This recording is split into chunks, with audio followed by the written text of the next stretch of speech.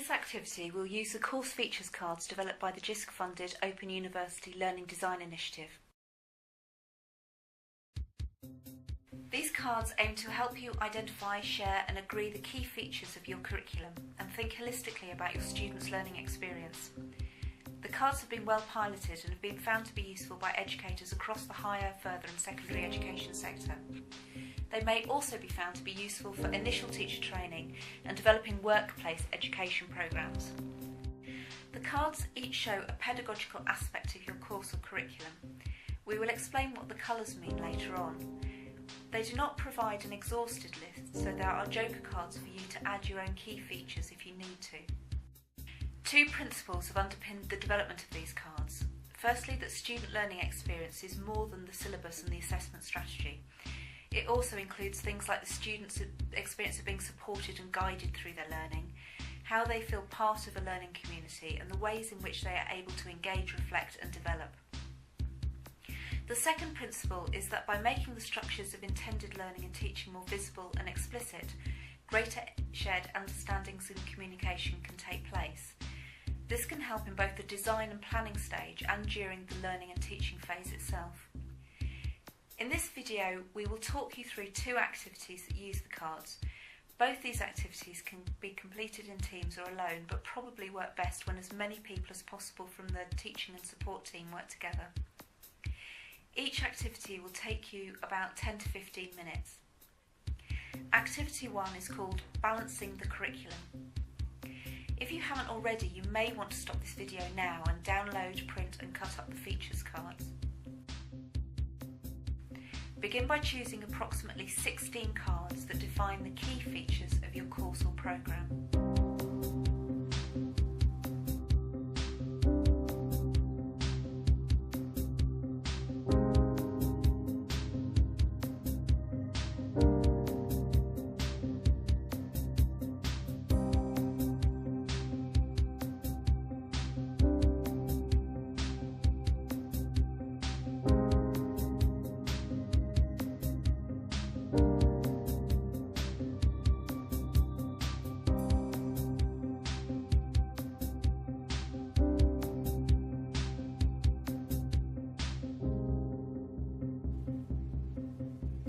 Once you've done that, sort those cards into colour piles. Cards that are orange and marked GS show aspects which relate to guidance and support. Content and experience cards are coloured blue and are marked CE.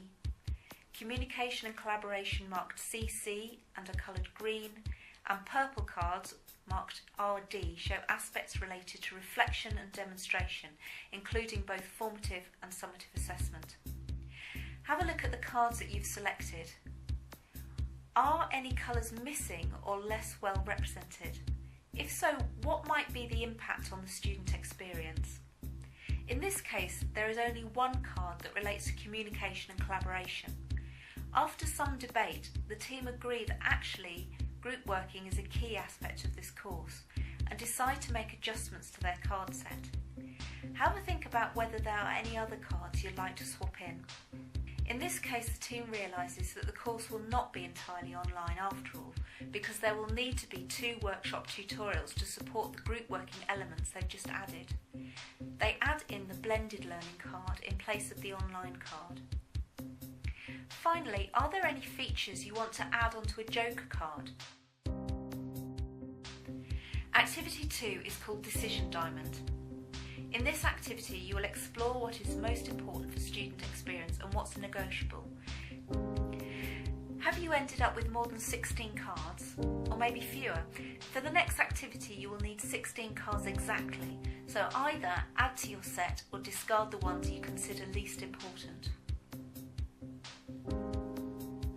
Take your 16 card set and begin to assemble them into a diamond shape, with the most important at the top and the least important at the bottom. As you build the diamond, note down any design decisions you make.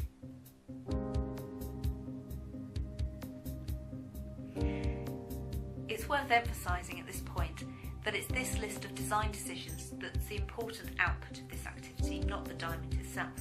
So if you can't agree or end up with a square, it's not the end of the world. So, does everybody in your team agree on the course priorities? And where are the areas of difference? How will these differences be overcome? Make a note of your answers to these questions and next consider whether these features offer a realistic design solution in your context. For example, do you have sufficient time or other resources to implement this design? Do these features represent the most efficient use of resources? Do they meet the needs of students, employers, the awarding body? In your journal, blog or meeting minutes, make a note of how these cards supported your thinking and design discussions. List the design decisions you made and explain why they're important to the design and how they relate to the learning and teaching context. Making notes at this stage will not only help you consolidate your design thinking, but also act as an aide-de-memoire when you or others look back at this work later. Now you've reached the end of this video, but if you would like to continue working with these features, you could now go on to complete the OULDI course map activity. Good luck with your designs.